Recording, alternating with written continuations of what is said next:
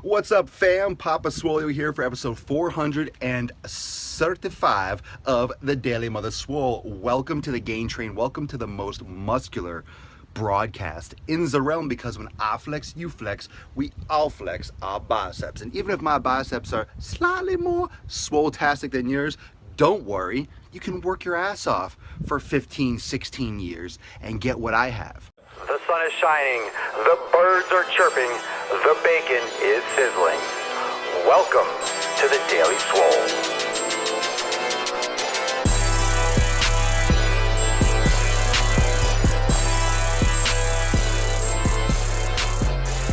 Well, maybe you can't have exactly what I have, because you don't have the genetics, you don't have the beard DNA, you don't have the long-haired DNA. Thanks, Mom. And maybe you're not the GOAT, although you can get a GOAT shirt at Swolenormousapparel.com.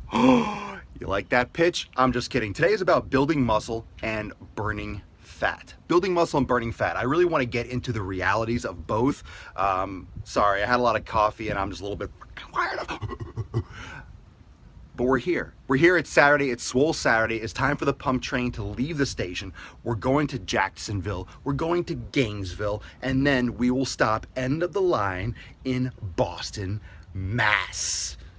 Can't you tell? Of course you fucking can. So welcome to episode 435 right here. I can never find it. It's right here. 435 every day, live at 12 noon Eastern time. You can catch every episode on YouTube, and also you can watch the podcast on SoundCloud and iTunes, so you can get your eye holes fucked, get your ear holes fucked. You can do everything right here.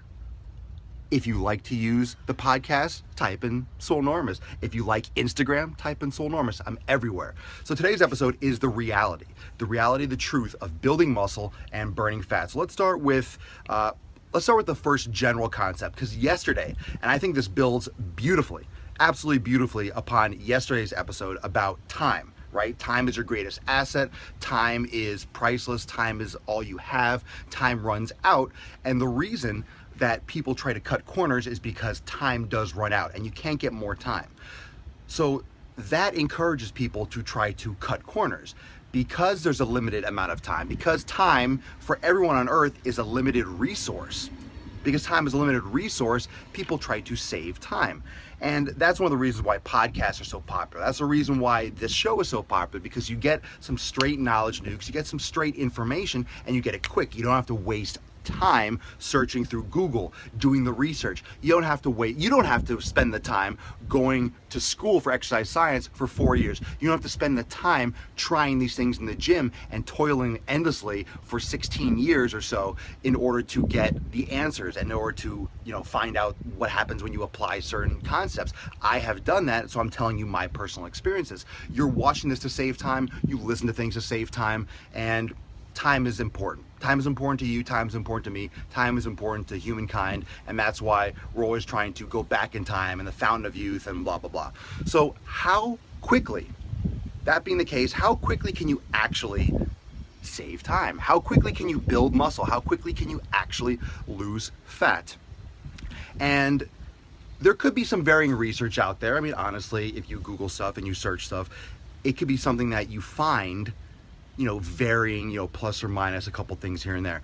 But the reality is that there's a general principle that comes with building muscle and losing fat. Anytime you are building muscle, you're going to be adding a little bit of fat. You're not going to be building absolute shredded, completely lean, no body fat, associated, just completely pure muscle. This is not the world we live in.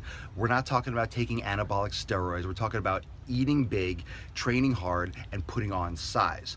So when you're building muscle, when you're putting on size, you have to put yourself in an anabolic environment. And what an anabolic environment is a situation where your body can build. So anabolic means build, catabolic means break down. So when you're in an anabolic environment, you are putting your body in that environment.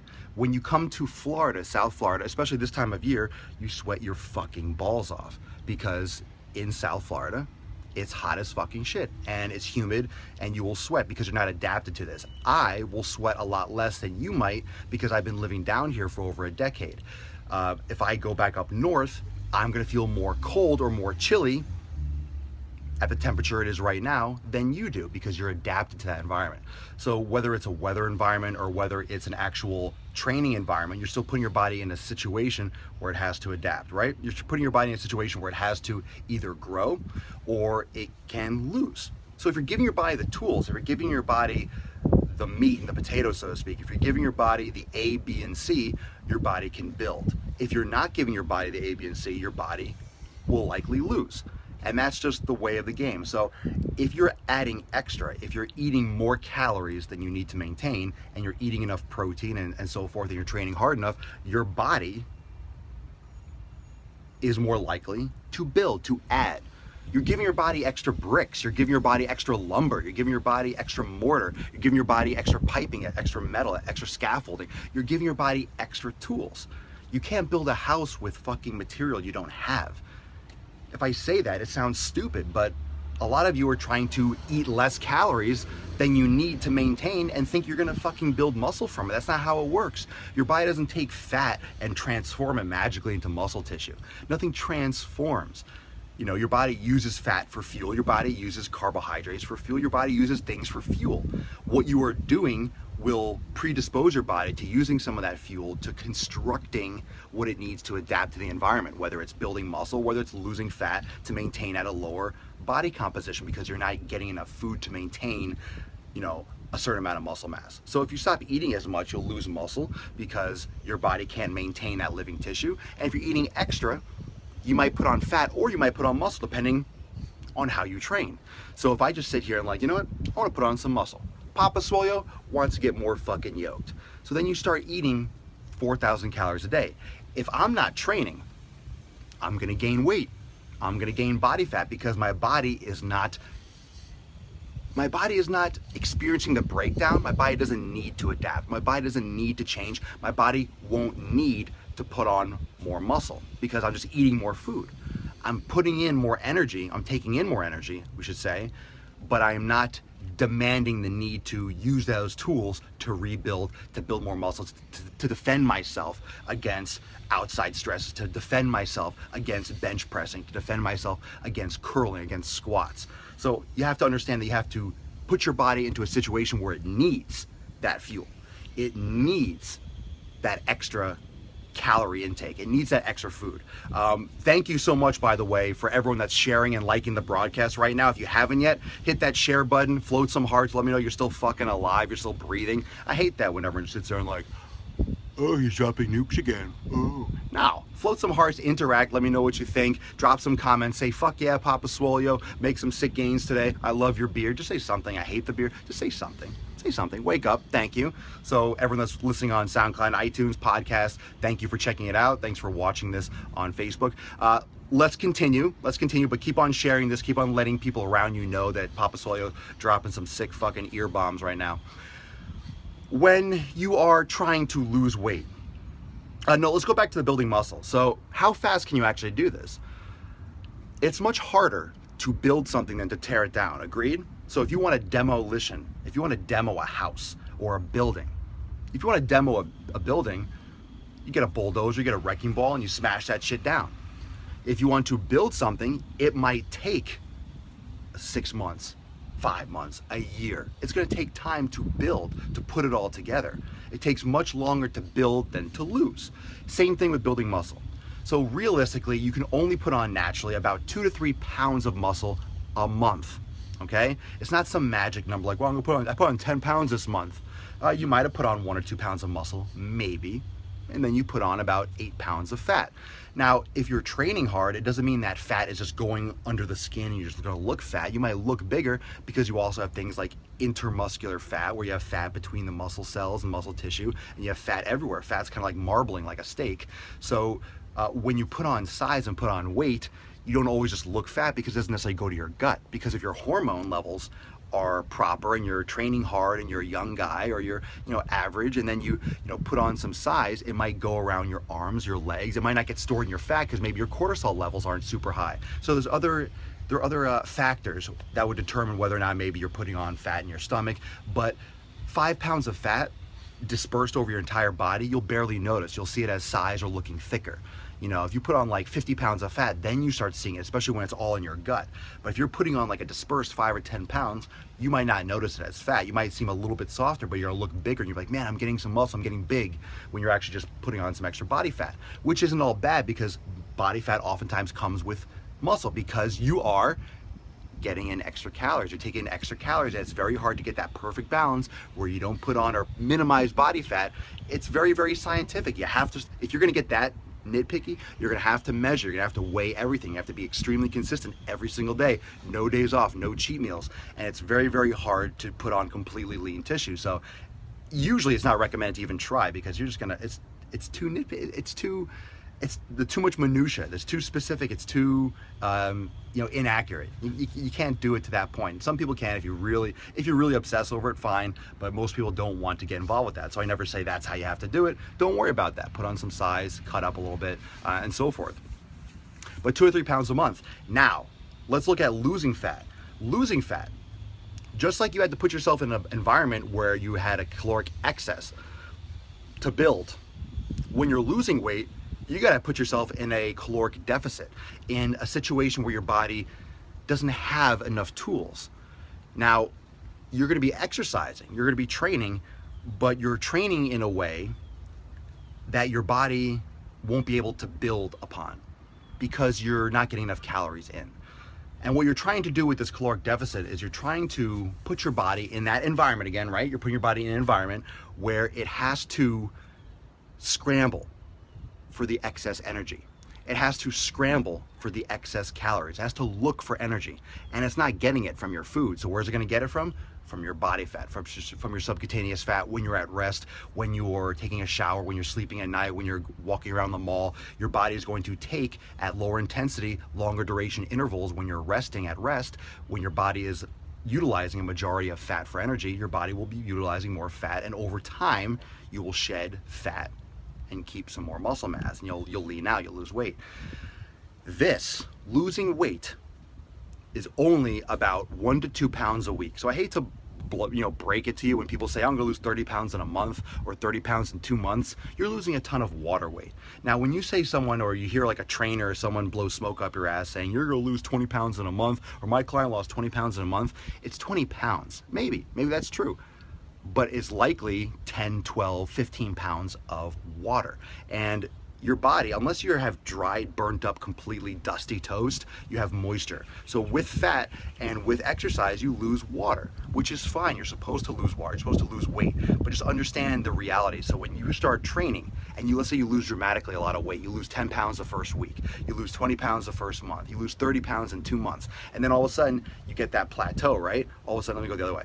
You get that plateau because you got rid of a lot of excess water, and now you're kind of getting down to the reality of how much fat you're losing. You're not losing as much water because your body has gotten rid of the excess. Now you're just losing fat. So then you start losing 5 pounds a month or 6 pounds a month. You get all depressed, like it's slowed down. Oh man, I'm not seeing much change. What should I do? Nothing. You're doing fucking amazing. You got to keep going.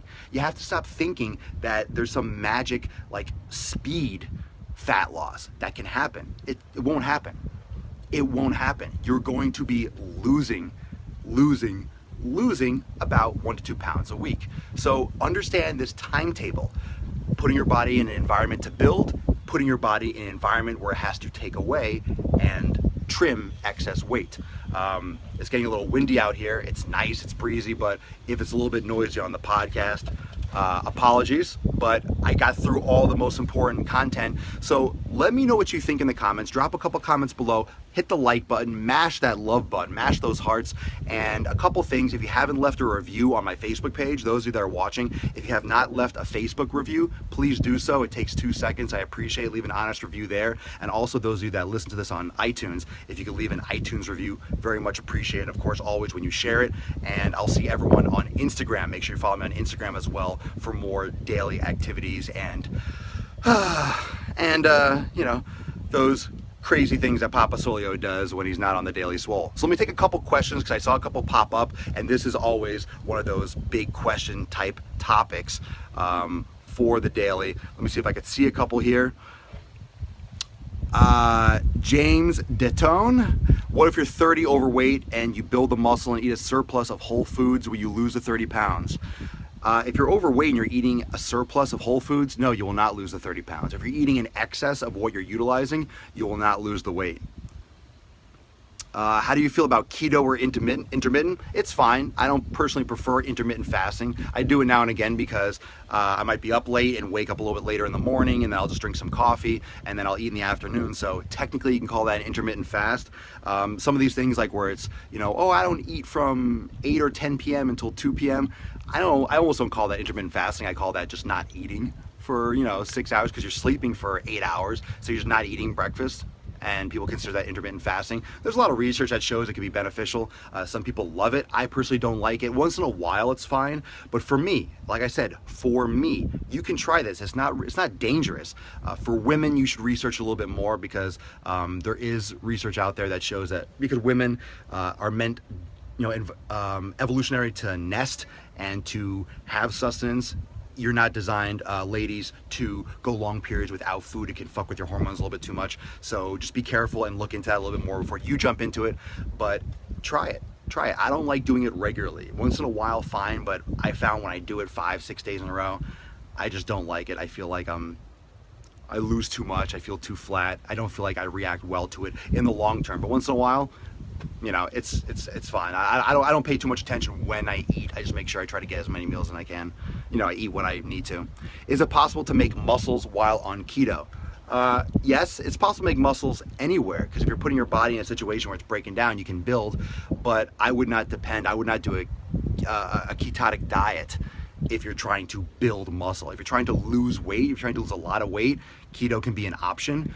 Rogerio, make sure you do a lot of research on keto. You can search ketosis and Swolenormous on YouTube, but also watch as many videos as you possibly can, because ketosis is extremely strict, and it's a very life-changing way of your diet, of changing your diet. So it's completely different. It's shifting your body from focusing on carbohydrates for energy to fats primarily. And it's stressful in the body to get into ketosis, and it's hard to do high intense training when you're in ketosis, from my personal experience and from what I've seen from people in my circle that have done ketosis. So is possible, anything's possible, everyone's different, but ketosis is not the ideal method to build muscle by any means, and that's why you don't see a lot of bodybuilders. Maybe before a show they might do more of a ketosis low carb diet in order to shred up, but then you start looking at the facts that, well, professional bodybuilders might be going into ketosis before, or doing ketosis style diets before competition, but they're also taking anabolic steroids, which is maintaining a lot more muscle mass than they could naturally. So the diet starts to get a little bit gray area. Like, it's not the ketosis that's keeping them super lean, it might be shredding them up, but the steroids and the testosterone and the exogenous hormones are keeping their muscle mass maintained where they would normally lose in a natural person. So you can't look to that as well. You got to be careful. So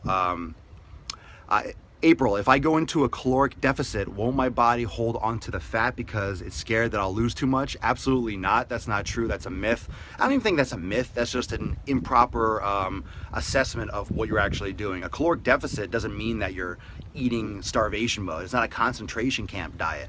This isn't something extreme like that. We're talking caloric deficit. This is something, I could talk about this for hours, but caloric deficit, I mean maybe like 500 to 1,000 calories from what you maintain. So if you're maintaining your body weight with 2,000 calories, you're only going down to like 1,500. So your body is not going to hold on to the fat.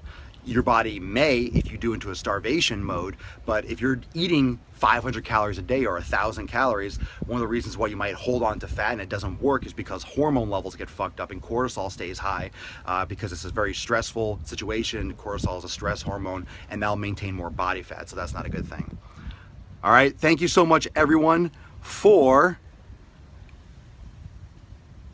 and carb cycling and those things are the same thing. I feel as intermittent fasting. I'm not a big fan of carb cycling. I don't like it personally, but you can try it. I just don't like it. I know people that have seen success with it.